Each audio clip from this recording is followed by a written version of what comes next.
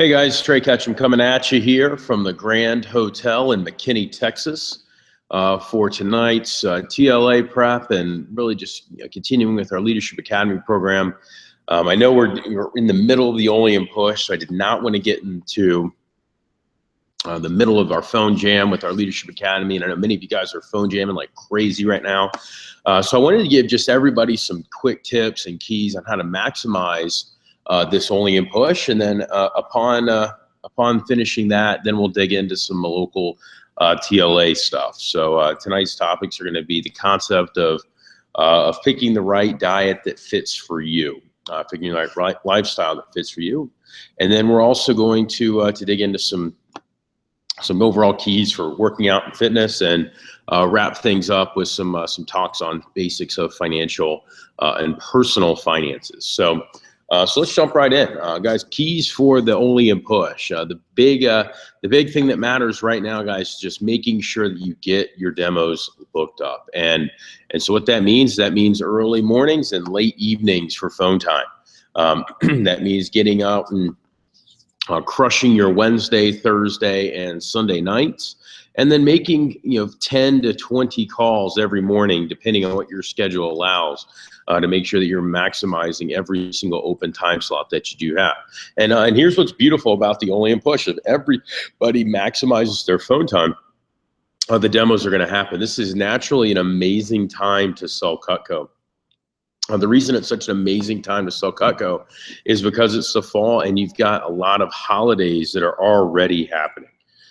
So get excited about selling during this time of year, because as we all know, this is such a great time of year to go out there and to sell. Right? So that's really the first thing is just maximize your phone time and don't worry about the rest. Making calls late evenings and early mornings. On the topic of selling more Cutco than normal, I want to talk to you guys about a few concepts on how to sell packages, and some of this stuff has come from Curtis JQs and Jared Jeffrey, some of our top CSPs in our community of Cutco sales reps, Cutco sales professionals, and some of the tips that they've got on how to package and sell deals, not only including knives, but flatware, cookware, and other things.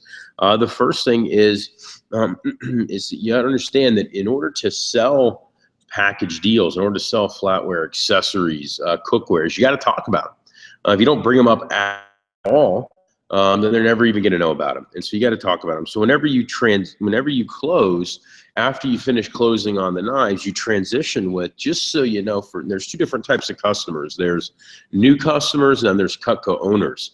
But for new customers, say, just so you know, since you're a first-time Cutco buyer, we put together some exclusive package deals just for you. Okay, when you're talking to the already owned Cutco, it's like, hey, when you buy Cutco for your family with me, we want to make sure to give back to our customers for giving back to their family. And so what's cool about that is that then you get them excited about buying gifts for other people, and then transitioning into giving them free stuff that they didn't buy for themselves to them for free for buying gifts for other people. Okay, so get them excited about that. Know your overall programs. Make sure that the next one is to use engaging questions when you're closing and working with your customers. For example, instead of just saying, hey, let me show you our cookware, just ask them this one. Just say, hey, Ms. Jones, did you know that we actually had a flatware program? Or, hey, did you know that we actually had a cookware program? Instead of asking them, hey, how are your pots and pans? Just say, hey, did you know that we have a cookware program? Either way, it gives you the ability to show them, because if you just say, hey, how's your cookware? They could say, my cookware is fine. I don't want to see it. But if instead you say, hey, did you know that we had a cookware program? A lot of customers, even if they own Cutco, didn't know that, because all they have is the knives. Another great one. Did you know we had a business gift program, Ms. Jones? Or, hey, did you know that we had a family program, Ms. Jones? A family program? What's that? It's like, well, hey, if you buy 3 gifts for your sons and daughters, we'll give you a 4th one free.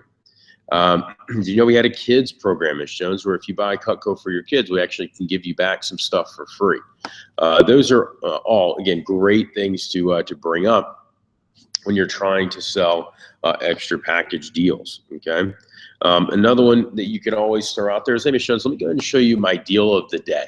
or let me show you the deal of the week. And then you present prepackaged items that you're already really excited about selling. For example, if they buy a entertainer pack, you'll give them a wine opener for free or a can opener for free. That adds an extra 100, 125 CPO to your order. So that could be your deal of the week or your deal of the day, deal of the month, whatever you want to phrase it. And then the other thing is if you're ending up, you know, trying to transition, if they're unsure about something, don't leave without showing them something else. Like, hey, you know what, Ms. Jones, let's go ahead and leave this on the wish list real quick, and then at the end we'll come back and decide what you want to do. And what happens is you end up getting that wish list really big, and that really is the next concept that I've got. It's just making sure with every single customer you build a massive wish list at the end of selling whatever knives you want. How to build that massive wish list? Just say, Ms. Jones, what we're going to do right now is we're going to go through and I like to create a wish list for every single one of my customers. This isn't stuff you're necessarily going to get today, but things that you could get if you wanted to in the future. So basically what I'm saying is that if Cutco were free, if it was falling from the sky, what would you grab? You know, and obviously don't say everything, because I want you to use it if you got it, or I want you, the people that you get it for, to use it if you get them gifts. And so then that way you create this big wish list for them, get them excited about that. The other thing that I'll mention to you guys is the importance of making sure during this push especially that you're qualifying your recs. The reason why I say during this push especially is because this is going to generate next week's CPO, the week past that, and then eventually into December and January. Is on every single demo that you do, you got to make sure that you're asking them qualifying questions about the customers. Simple things like, Ms. Jones, just so I know, which of these people are home during the day? Yeah, Ms. Jones, just so I know, if they wanted to, which of these people do you think could get Cutco? You know, if they wanted to, could afford Cutco, you know, if they wanted to. Then on top of that, Ms. Jones, which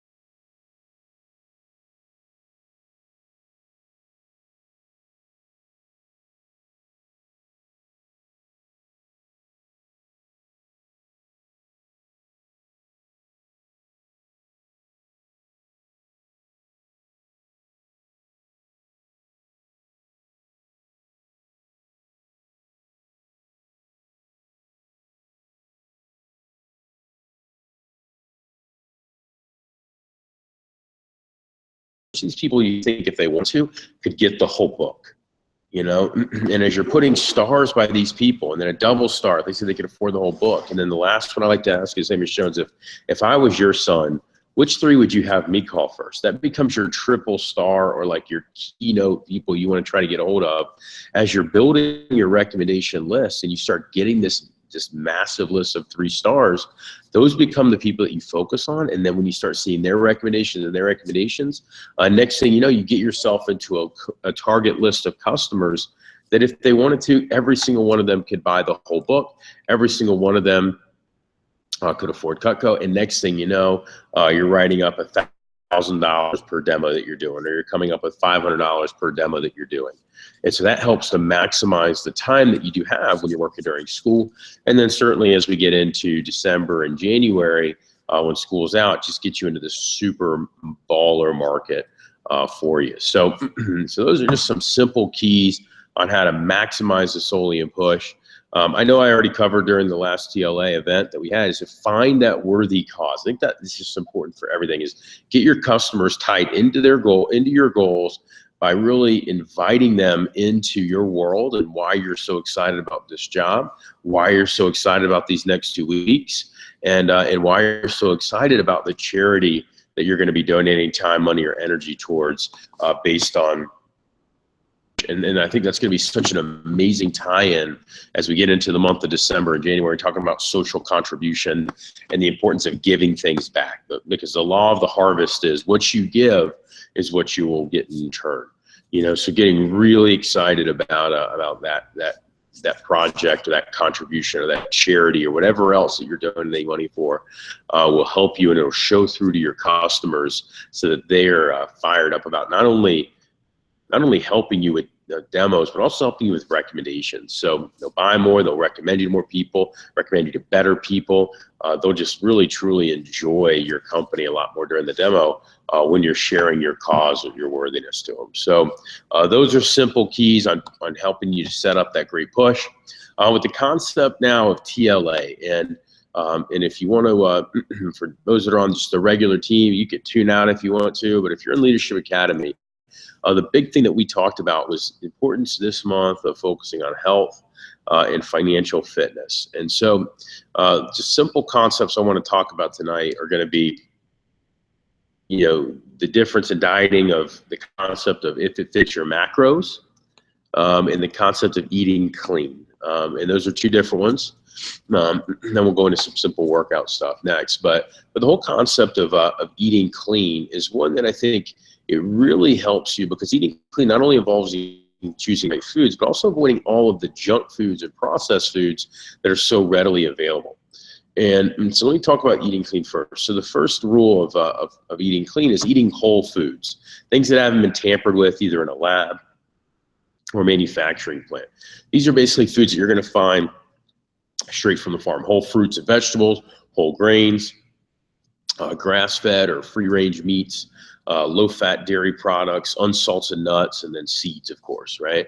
You know, these are, one rule of that. Another one is avoiding processed foods. So that would be anything that has a label, basically, meaning it has more than one ingredient used to make the food. You don't have to eliminate all processed foods, certainly, like whole grain pasta or natural cheeses.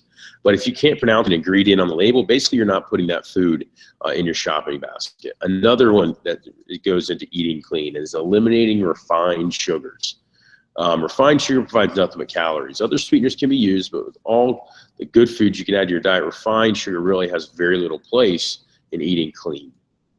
Another rule of eating clean is just cooking your own meals. Okay, instead of buying meals in a box, you just prepare from scratch. It's not really as hard as it sounds, but basically Whole Foods need a little preparation beyond, just very little beyond chopping and sauteing to make it satisfying, delicious, and obviously things your family love. And then the last kind of rule for eating clean is just combining protein with carbs. Okay, so when you do snack or eat a meal, make sure that the meal is blended or balanced. For this most satisfaction, you'll be less tempted to eat junk food. Combine carbs with protein or carbs and fat. It'll get rid of hunger pangs and it'll fuel your body.